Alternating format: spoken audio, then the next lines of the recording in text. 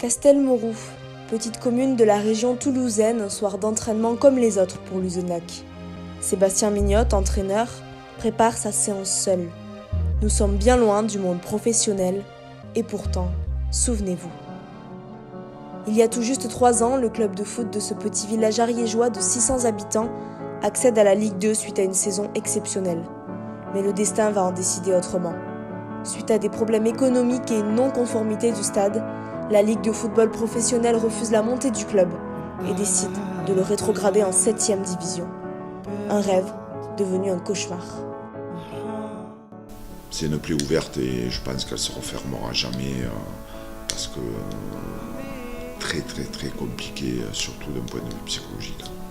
Ce qui s'était passé sur le terrain, personne ne l'avait volé. Donc ça, c'est vrai, c'est quelque chose qui restera forcément une cicatrice. Je suis un peu dégoûté par rapport à ce que moi j'avais d'image sur le foot. C'est-à-dire que quand tu le vois de l'extérieur, tu t'en prends pas confiance. Mais là, maintenant que je l'ai vécu, je sais qu'il y a vraiment de l'injustice dans ce milieu-là. 3 ans après cet été rocambolesque, les dessous de cette affaire restent encore flous.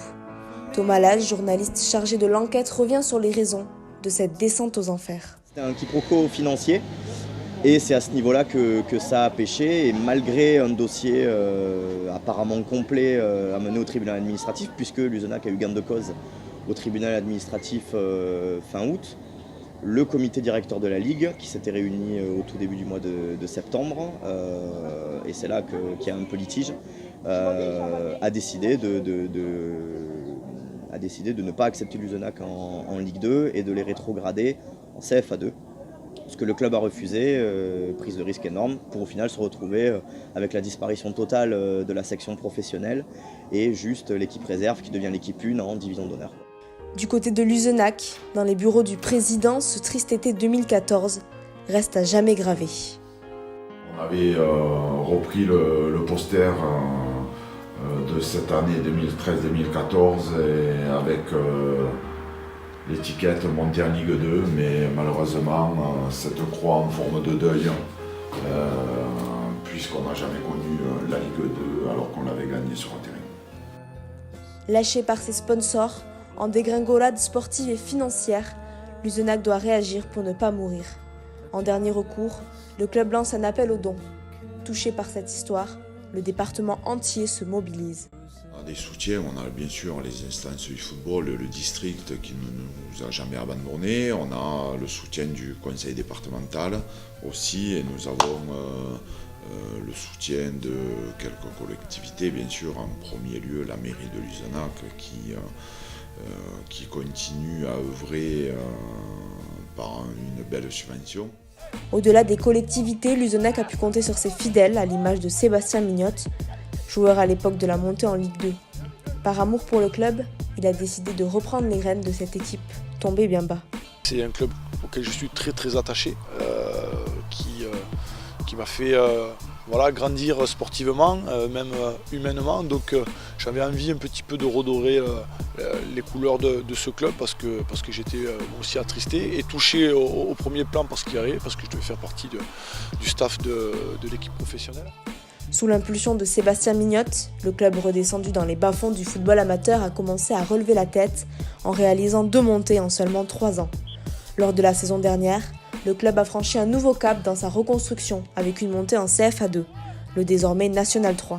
Mais ce n'est que le début d'un long chemin encore trop parsemé d'embûches. C'est très difficile d'équilibrer le budget. Il faut que l'on soit prudent, surtout dans les dépenses.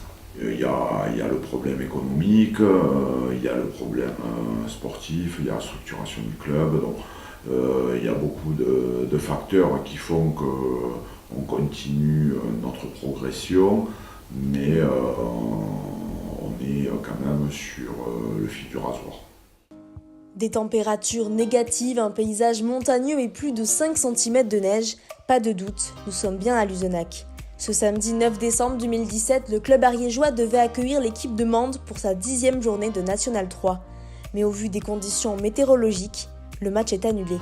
La neige a élu domicile sur le terrain, une situation trop souvent fréquente pour ce village de montagne. Ici, pas de pelouse chauffante ou de déneigeuse à disposition, seule la météo dicte le quotidien du club.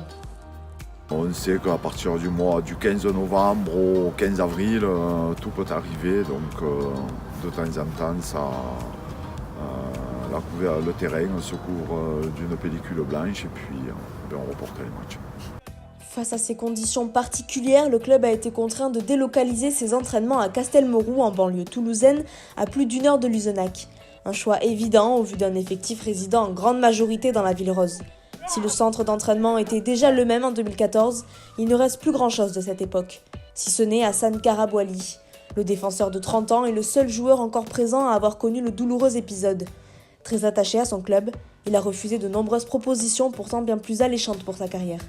Séduit par le projet de reconstruction, il nourrit aujourd'hui de belles ambitions. Moi, mes projets, c'est de maintenir Luzenac en National 3 et à long terme, ce serait de ramener Luzenac à son niveau qui est à sa place, c'est-à-dire au niveau national, voire pourquoi pas refaire une montée en Ligue 2.